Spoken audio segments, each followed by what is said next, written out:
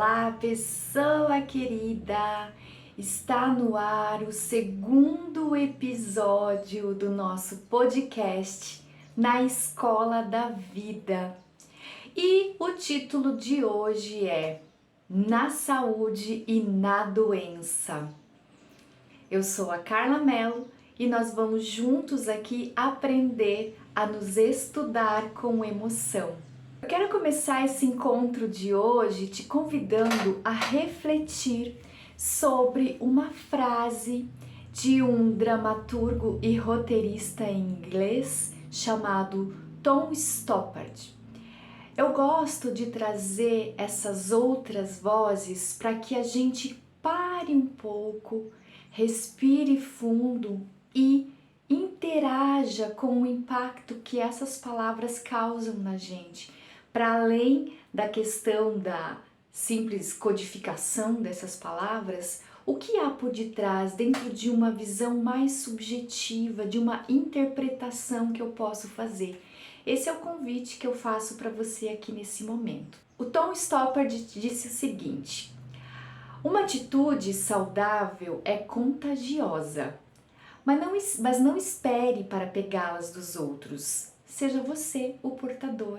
Quando nós vamos falar sobre saúde e doença, sabemos que é algo muito impactante, principalmente na nossa sociedade atual, onde somos de fato, infelizmente, uma sociedade doente. Mas o que é a saúde e a doença? Pensando em questões de conceito no primeiro ponto. A Organização Mundial de Saúde, em 1946, trouxe uma definição importante para que a gente possa refletir um pouco sobre o que é saúde ou doença. Para a OMS, a saúde ela é um estado de completo bem-estar físico, mental, emocional e social, e não apenas a ausência de algum tipo de enfermidade. E em 1986 aconteceu a primeira Conferência Internacional de Promoção de Saúde, onde diversos profissionais da área se reuniram em Ottawa, no Canadá, e criaram também ali algumas diretrizes para que os países pudessem adotar essa perspectiva. Dentro dessa questão da Carta de Ottawa, é dito que a melhoria da saúde decorre das seguintes condições básicas e melhorias fundamentais na sociedade. São elas a paz, abrigo, educação, alimentação, recursos econômicos, ecossistema estável, recursos sustentáveis, justiça social e equidade. Agora eu te pergunto, pensando tanto na definição da OMS quanto essas diretrizes da Carta de Ottawa, existe aí um nível individual que eu posso aplicar a mim e existe um nível coletivo, concorda? Que quando estamos falando aqui de saúde e de doença, nós temos essas correlações, o interno e o externo, o individual e o coletivo. Por isso que eu afirmei, acabamos infelizmente sendo uma sociedade doente, porque são muitos fatores em desequilíbrio. E o que a gente pode fazer em relação a isso? Quando a gente pensa em manutenção da saúde, nós precisamos pensar nos fatores internos e externos e também os fatores de risco e de proteção. E aqui é importante que a gente amplie um pouco o nosso olhar sobre a saúde e a doença. Na nossa sociedade ocidental, infelizmente, nós só lidamos com a doença quando ela chega no nosso corpo físico, óbvio, porque aí ela vai nos parar de alguma forma, muitas vezes, dependendo do nível aí da doença que temos. Mas a questão é, antes dela chegar no corpo físico, existem sim fatores que contribuem tanto para o risco quanto para o processo de proteção da nossa saúde. Então vamos pensar aqui numa ideia de fatores de risco. É a saúde física, emocional, mental e também espiritual. Então é importante que a gente consiga equilibrar e analisar de fato como estão os nossos níveis de saúde. E eu aposto que em algum nível ele talvez não esteja tão legal aí na sua vida. Isso é consenso, tá? Não estou querendo aqui te categorizar como uma pessoa doente, mas nós temos níveis de saúde e níveis de doença. Quando a gente olha para o nosso sono, como você dorme? Aqui, ao mesmo tempo que é um fator de risco, ele também já pode ser um fator de proteção, percebe? Porque se nós temos uma recomendação, inúmeras pesquisas dizendo que a qualidade do sono é muito importante. Eu não sei vocês, mas quando eu durmo mal, eu já percebo aí um certo desequilíbrio no meu próprio bem-estar, na minha memória, em várias questões. Segundo fator, a alimentação. Sim, a alimentação pode ser um fator de risco e mesmo de proteção. Bom, já dizia o grego Hipócrates, que o seu alimento seja o seu remédio. E as nossas culturas, os nossos povos ancestrais, mais do que ninguém, sabiam muito disso. Se a gente olhar o nosso método de alimentação atual dessa sociedade pós-moderna, onde os ultraprocessados e essa vida louca não nos permite nos conectar com o alimento de uma forma saudável, a gente já vai ver aí as doenças que são mais comuns e decorrentes de uma alimentação que não é saudável. A diabetes é uma delas, que eu me lembro nesse momento, mas existem várias outras questões. Então aqui a alimentação é um ponto muito importante que a gente pode olhar e ver de fato como anda a nossa alimentação. E eu sei, aqui realmente é um fator muito difícil às vezes. Em 2014, eu fui diagnosticada com intolerância à lactose. Eu passava mal e eu não sabia exatamente o que estava me acontecendo, já comecei a pensar assim na minha cabeça milhões de coisas muito dramáticas, muito trágicas, porque eu era uma pessoa assim, extremamente pessimista naquela época. E aí eu fui ao médico e descobri que eu tinha intolerância à lactose. E eu disse assim, mas ora, eu nem tomo leite. Só que, na minha ignorância, eu não sabia quantos alimentos têm lactose. E claro, o queijo, no meu caso, era o fator essencial, porque eu amava queijo, e aí isso, obviamente, impactava nessa questão da intolerância à lactose. Mas até eu me tornar uma pessoa vegana, eu percebi o impacto que teve na saúde intestinal, na minha saúde intestinal. E aí a gente fica naquela, né? Gente, nós sabemos que existem alimentos que podem nos prejudicar e muitas vezes a gente acaba consumindo eles. Aqui entra a nossa educação emocional. O que isso quer dizer sobre mim?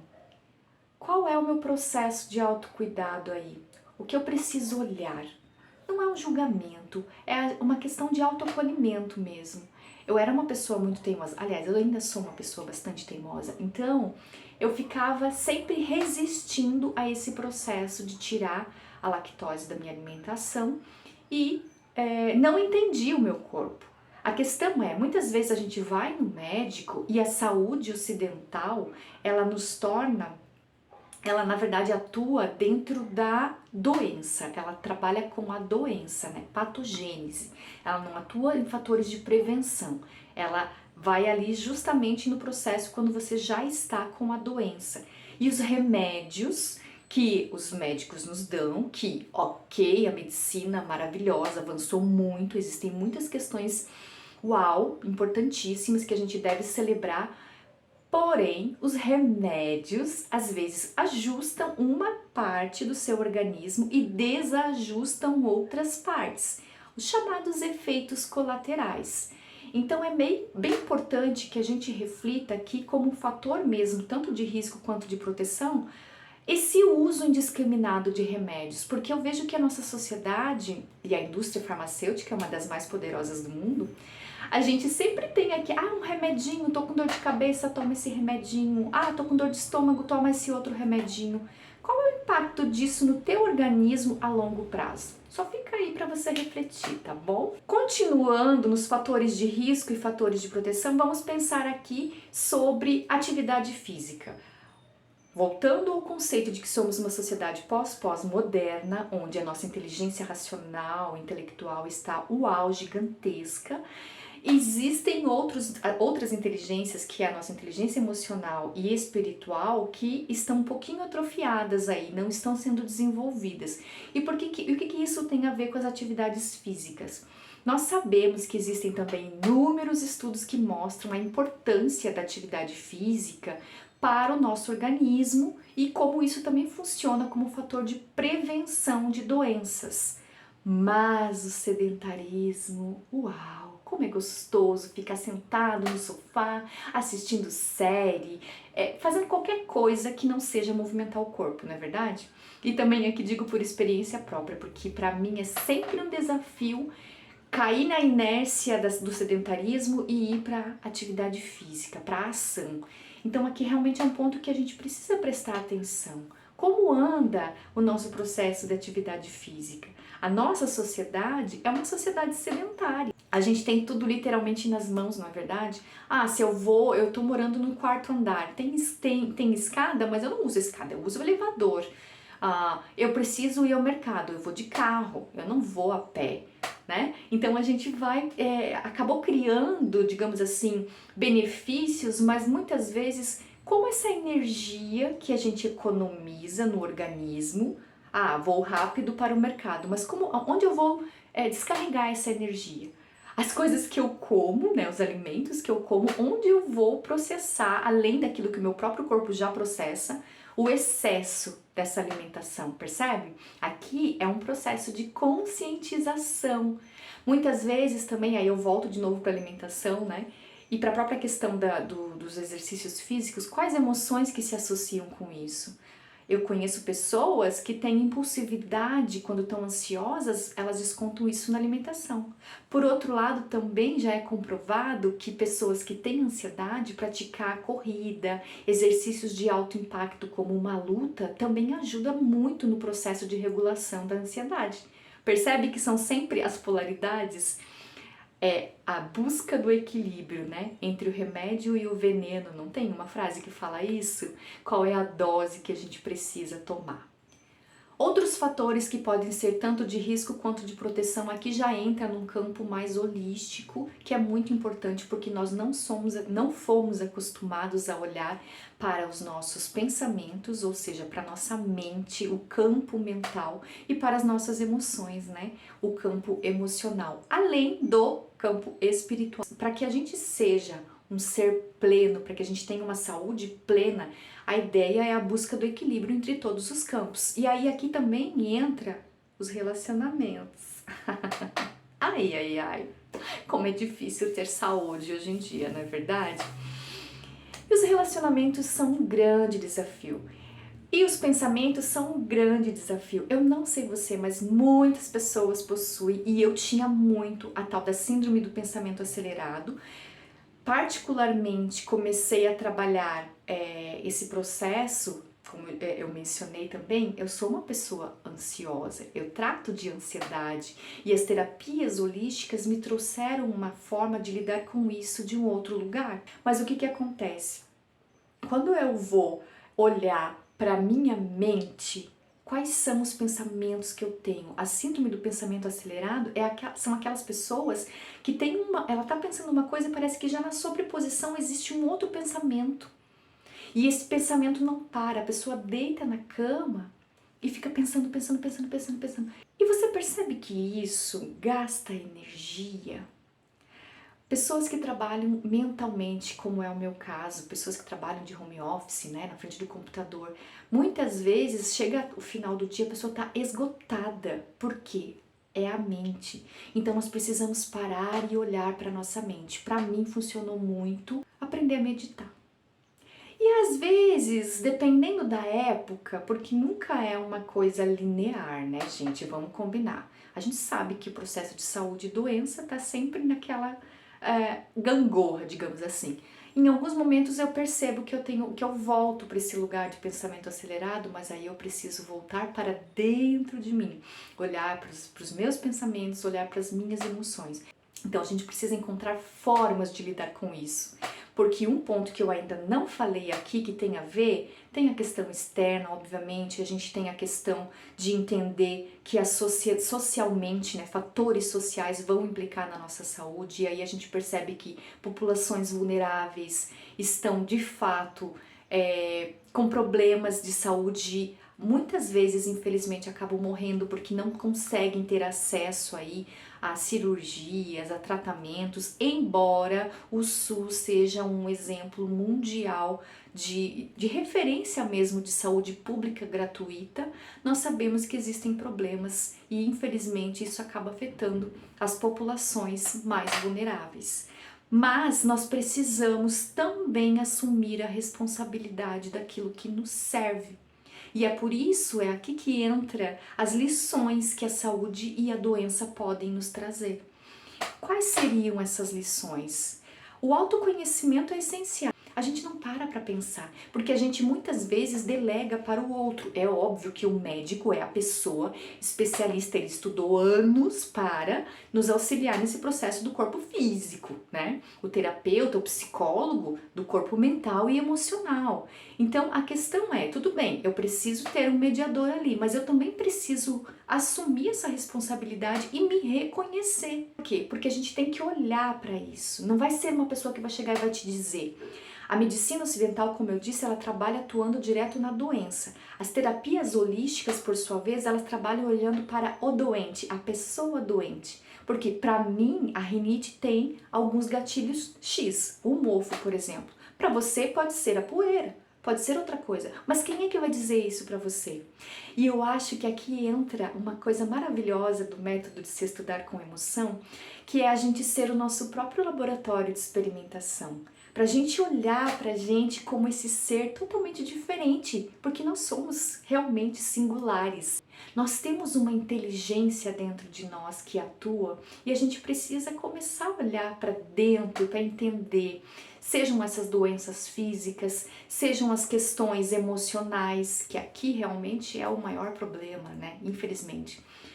E as emoções, os pensamentos e o corpo físico está tudo interligado nesse viés holístico. Então a gente precisa, de fato, compreender o que a gente pode fazer. É óbvio que se eu preciso ir ao médico, eu devo ir ao médico. Se eu preciso ir ao psicólogo, psiquiatra, eu devo ir ao psicólogo, psiquiatra. E as terapias holísticas, algumas delas já estão disponíveis pelo SUS, através das PICs, né, as práticas integrativas e complementares de saúde, mas hoje em dia já tem essa coexistência, tanto dessas medicinas mais holísticas, como a medicina tradicional chinesa e a Ayurveda, né, da Índia, que tem mais de 3.000, 5.000 anos aí de existência, e como tudo isso também pode nos ajudar. Eles atuam como fatores de prevenção. Por quê? Porque, como a gente percebeu, existem aí fatores de prevenção, de proteção, né, que podem nos auxiliar para que a gente não chegue de fato lá no corpo físico com a doença, que aí a gente vai precisar fazer tratamento. Então, as terapias holísticas, elas complementam os tratamentos convencionais. O reiki vai curar o câncer? Falar de cura, gente, é muito complicado, porque você percebeu o quanto é complexo definir saúde e doença? Então ninguém pode prometer cura, nem mesmo a própria medicina convencional vai prometer cura.